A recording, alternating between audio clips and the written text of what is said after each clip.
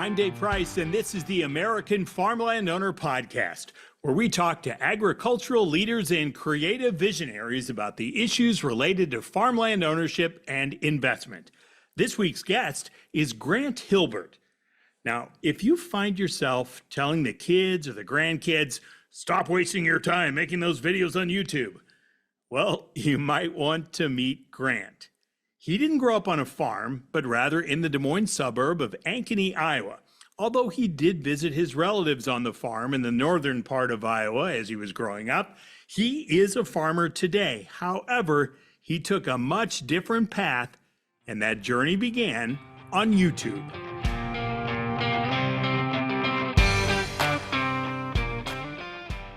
All right, let's talk about how you got into this, because your journey is pretty unusual, right? I mean, you've kind of devoted yourself to farming for a guy who didn't really grow up on a farm. So how'd you get here? Yeah. Do you want the long story or the short story? Because there's a lot of luck involved. Hey, we'll take that long story. Okay. Well, I guess it always starts as a dream as a kid. Like when I grew up, I grew up in Ankeny, Iowa, which is a town of 50,000, probably by now it's 70,000, I think. But, and my grandparents farmed in Algona, Iowa, so northern Iowa. And as a kid, I was always up there as the farm, one to farm, just spring break, summers was always up there. And I was like, okay, well, someday we'll farm. And with how family dynamics work, it was like you kind of have to start your own farm. And so that was kind of always the goal as a kid, is to start your own farm somehow, someday, whether it's, when you're 50 years old, 30 years old, whatever age, just work towards it. And so in high school with a buddy, I started a YouTube channel, and we were kind of always, I'll call it entrepreneurial. We were doing like drop shipping when we were in 8th grade. And I'm trying to think how my parents let me do that stuff. We were selling on eBay, trading on Amazon. But yeah, and then we were like, okay, well, you could make some money in YouTube. Like these big YouTubers, they're making a lot of money. And so like when we were in 9th, or it would have been 10th grade, we started a YouTube channel, a gaming YouTube channel. And I started on that channel, I started playing a game called Farming Simulator, because we previously played a bunch of different games to try and see what worked. And obviously, I was always interested in farming. So I played that game, and it just started taking off. And a bunch of, I'll call it agriculture, teens, kids, adults started watching these farming videos, these like stupid farming videos I'd put together. And then I was like, okay, well, 2 years had gone by, and then once college started in 2016, I was like, okay, people are watching this. Let's take this thing seriously. And so for 4 years straight, I was like, okay, let's just post a video every single day on Farming Simulator. Let's see how large we can grow this YouTube channel. And then in 2020, by the time I graduated college, it was at like 1 million subscribers. And I was like, dang. So it went pretty quick, and grew the channel. And it's kind of surprising to see where that channel is now, and the viewership that's gained over the years. So yeah. And then in 2020, I was like, okay, well, let's, that earned a little bit of capital, and then through some investments earned some more capital. And I was like, okay, well, let's start buying some farmland, buying a couple farms, and start farming. And so that's what I did. And then now I document the journey on YouTube, which is just my name, Grant Hilbert. And I just literally document the journey of a kid getting started from scratch. And I show all the failures, everything. I try and keep it as real as possible, and then all the ups and downs of farming. So, yeah. Okay, so as you're building this out, are you still talking, are you talking to your relatives up north about what you're doing? And do they think you're nuts? Like, what did they understand that what you're doing on YouTube and playing games and stuff while they're actually literally doing the work? Yeah. No, I'm still pretty close with all my relatives, and they all super supportive and think it's pretty cool what I'm doing and stuff. And then usually like a kid from the local area watches my channel, and they're like, hey, this young kid watches your channel and stuff. So then they start realizing, oh, he's making farm sim videos. So that's how they kind of catch on to it. But yeah, that's been super solid, I'd say, with relatives. Okay, so somewhere in this journey, you decide that you're going to design your own thing. You're not playing somebody else's you're going to do your own thing, and there aren't a lot of those out there, and not a lot of good ones. So what was that process look like? I know it maybe took a Yeah, little longer than you wanted, but what was that like? yeah. I should mention, yeah, I guess I should mention that. So in 2020, when I kind of started getting into farming and buying farmland, at the same time, I started a software company called Squad Built.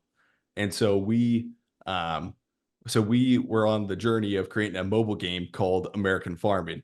And I thought this thing was going to take like a year and a half to build. But since I was managing the project, it took like 3 years. And you look back, and so we hired, um, I fund the capital of it. I kind of manage most of the project. But we hired, 6, 7 developers and artists to build this thing. And we were like, Farming Simulator, which is the game I played at the time on YouTube, does an amazing job. They do an amazing job. And especially after I built a game for the past 3 years, I look at them like, boy, what they pulled off is pretty tough and they do a good job, but they're more European focused. And so on the mobile side, we looked at it And they're like, a European company, right? and they're a European company. Yep. Yep. They're based out of Switzerland. Okay. Um, and so we were more focused on, okay, in American agriculture, we need an American game, obviously. And so we built this map based out of central Iowa, and it's on mobile. It's called American Farming. If you drive around the map, you literally you're like, oh yeah, that's a town I would pass, outside of Ankeny or in Story County. That looks like the farmland. And so we've had a really good reaction from the audience of, okay, this is truly built by, Midwest. It's focused on American agriculture. You have, you have cow calf, you have farrow to finish hogs, you have realistic fertilizer, everything. We have anhydrous in the game where, you could wear an anhydrous mask when you're applying anhydrous in the game, like all realistic mechanics. And I would say one of the toughest things is, it's a really complex game. It's probably like one of the top 100 most complex apps to build, because you have to build this game with real simulation stuff that's easy to do on PC, but you got to get it on this tiny phone, and you got to make it run on this tiny phone compared to a really large tower of a computer. And so that was probably one of our challenges. Is it's a complex game and you got to get it working on this tiny phone. So yeah, so it's kind of how it turned out. So a lot of struggle. Realized early on I should have hired a project manager, Mhm. because I've never coded in my life. And so I'm like, what am I doing managing coders? I should have just hired that out from the start. So yeah. All right. What's your degree? Because as you're doing all of this stuff, you got a degree too. Yeah, so I went to Iowa State from 2016, graduated in 2020, agriculture, business, and economics. So, yeah. All right. And this sort of, I mean, you had the early love for farming, but you decided, thanks to your success that you had with gaming, you're going to truly get into farming. Not Yes. gaming farming, but like the real work. Yes. So how'd you go take us through that process? Okay, so kind of 2019, 2020, which was, pretty lucky timing with getting into farming. I bought a few different farms in Mahaska and Powesheet County, Iowa, and bought those farms within, let's see, the first one I think I bought in like May 2020, and the last one I bought in March 2021. And so I bought 3 farms. I was like, okay, we're gonna get started farming. So I just documented the journey of getting started farming. And so you get some crap from some viewers that are like, what's this video game kid, getting into farming, let the real farmers do it. You get a couple comments like that, which is interesting, but it's been a learning curve, because you have this idea going into farming of like, you've lived it, you've watched it, you've done everything about farming besides actually physically doing the farming. And so it's like, okay, yeah, I got this all planned out. I know how to do this. But then you get to the field and it's like the micros of the situation of like, wait, what are the combine settings when I go and harvest that corn? Or how do I set this planter correctly and stuff? And so that's where like a lot of neighbors over time, and sometimes you wouldn't think that neighbors would help you out, but when I'm so small and get started farming, I've had a lot of neighbors help me out. Like I'm always texting them, calling them with questions of, hey, how do I do this? How do I do this? And so that's helped. That's helped a ton. Which So which is kind of amazing, right? Like, I yeah, mean, that's like true. That is beyond being a good neighbor. I mean, it's yes, remarkable. yep, exactly. And so since then, I've actually sold 2 of those farms. And I actually have another one listed for sale, actually at People's Company there, and have bought in Story County. So we're kind of, since I grew up in Ankeny, I want to kind of focus more on move a little closer to home in Story County. And that's been the same thing where I've had a lot of neighbors got to know and help me out, because it's weird, I guess, imagining just buying farmland randomly and starting to farm in an area. Like everybody around the neighborhood's like, you don't know anybody. And so that's 2 things I've, kind of moved to the Mahaska-Poweshiek area and then Story County area, where you don't know anybody until you buy a first farm and get to know people. And so that's been super helpful with neighbors. Yeah. You talk to some of the long timers, and some of them are concerned that younger people aren't going to get into the business, right? Like that the future might be where you're going to have a bunch of the larger, kind of more corporate style farming, big operations, because it can be, maybe really intimidating to try to start, sort of like what you had when you're not taking over for a relative's operation somewhere. Maybe it's the capital, maybe it's just the knowledge, maybe it's just the risk of really putting it out there. So what was did you have mentors to kind of help you through? And I appreciate that you had relatives up north. Did you lean on them? Like, how did you get through this? Yeah, I've asked them questions and stuff, and whenever we're at a wedding, I'll talk to them and like ask them, what they run for their, chemical program or all sorts of stuff. So that's been helpful. Really, I've just, again, it comes back to, which is weird to say, but neighbors have like helped me, and just a lot of little people have kind of helped me in it, I'd say. As far as mentors, honestly, like I always say, it's like I have some good neighbors. I'm just a derivative of them, literally, of what they know and what they've taught me is kind of, I'm just a derivative of them. So yeah, that's how I kind of looked at it. I guess it's kind of a mix of neighbors, the internet, looking on forums of how to learn this stuff, and just failure too. Like in 22, I failed miserably. Well, not miserably. Probably lost 10 to 30 bushel on a crop because I went and worked the ground way too wet on corn. And it's like, I'm never doing that again. I learned from that. I worked it way too wet and stuff. So kind of some trial and error too, for sure. But because of that, then the next guy coming up, I'm assuming that's a lesson. That'll be your neighborly lesson for that other newbie one day, right? Yes, for sure. And hopefully, and that's what I try to do. I put my mistakes on YouTube too. And so hopefully viewers will see that and be like, okay, yeah, don't do what Grant did there. So yeah. And that's part of YouTube too, is like I have a younger brother who's actually gotten into farming. He's followed pretty much the same journey I have. He has a Farm Center YouTube channel, and then he bought his first farm in Story County, 50 acres. And he documents the journey of kind of getting started farming too, just like me. And he works alongside me, and he tries to be he takes it a step further than me and tries to be super transparent, where at the end of the year, he shows his net income on that farm, how much money he made or how much money he lost, and breaks it down. And that's super interesting to see, where I don't go that far with the financials. So what do you have on the farm, by the way? Farms. For crops, corn, soybeans, and then this year, Spencer, my younger brother, he's trying alfalfa and oats mix. So he's going to come in and try and harvest the oats in most likely July, and then run alfalfa. He's starting to get into hay a little bit. He kind of enjoys it, and YouTube videos do pretty well with hay. So okay. All right. So how are you doing this balance? Because in this conversation, you've already talked about basically 3 things at least you're doing. So what's the balance? How are you making this work? Yeah, it's kind of, I'll call it during the week. It's more focused on the YouTube content, like the farm sim content. Like right now, actually, before this interview, I was editing a real life YouTube video. And then now that the game's launched, I don't spend as much time, working on the game. I got smarter. I hired a project manager, so I don't have to deal with the developers as much, because I'm not that good at dealing with the developers as much. So they kind of take care of that. I work on the marketing, a little bit of that, but really it's just kind of the YouTube squad built that mobile game.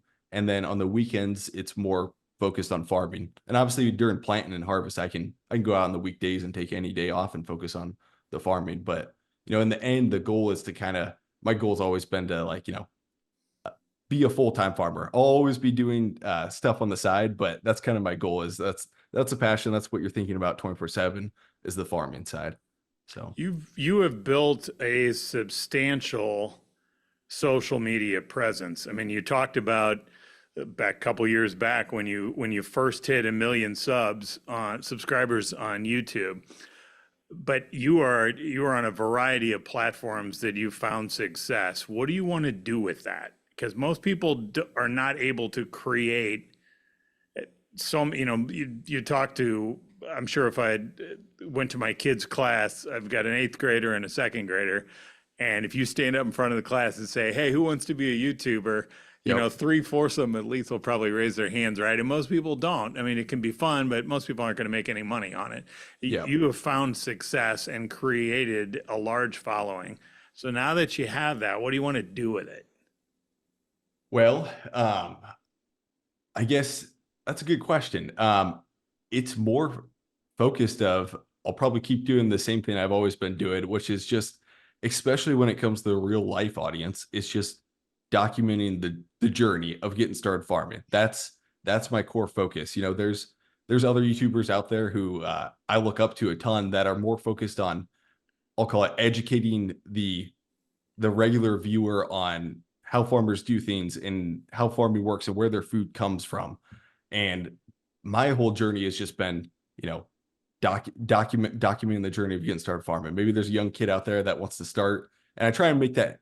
I don't do the best job, but I try and make it clear that, you know, I didn't get started farming, you know, from scratch with no capital. I tried to focus on building the capital first, but hopefully, you know, 30, 40 years from now, I'm still making farming videos and I'm looking back on it one day and it's like, okay, so this is how we started farming. And you can see the farm when it first started on year 1 to call it year 40 or 50. And the way you've laid out the way you did it, by raising that capital with your gaming success, does that then, I would assume this means maybe you're not as leveraged as some folks are when they're starting out in this, and maybe that financial risk isn't quite as great. Is that a fair way to describe it because of your early success? Yeah, I would, you're 100% correct. Yeah. It's kind of like you're 100% correct. It's more like I'm probably a little more comfortable during tougher times where the average farmer would obviously be stressing a little more. It brings some comfortability by having some outside income for sure into it. I'd also, and when I'm getting started farming too, you know, I pretty lucky on the timing because obviously farm ground hadn't really started appreciating that much. And then also, you know, 10-year treasuries were super low and it was, you know, in the middle of COVID. And it's like, well, you got 30-year fixed at negative real yielding debt. And it's like, that's an opportunity for a guy too. So it was kind of really, really lucky timing of getting into farming versus I'll call it buying a piece of land today if you had to borrow money at, you know, 7-8% interest rates. So that's helped a ton, the timing piece. Okay, so you've already built these several different things moving you forward. So in 10 years, if we reconnected, what would be different? I don't know. Where do you want to be? Yeah, I don't know. I want to more focus on the farming. I guess in life I've kind of gone on sprints. So like the last 3-4 years was sprinting to get this game built and building the software company. And now it's like, okay, we launched this game. We finally launched this game that's taken forever to build, you know, relax a little bit and then figure out what that next thing is you want to focus on. So I'm kind of in the relaxation stage a little bit. Trying to figure out, but hopefully I'm spending more time farming because I mean, that's what I really, really enjoy. So much of this is a sentimental thing and, you know, it's about as simple but yet complex as it gets, right? You get a plot of land, you do everything you can, you grow something and you feed people. That's an overly simplistic way to do. And as you've learned, you know, there are a million different factors on this. While you didn't grow up on the farm, you had relatives who were already doing it.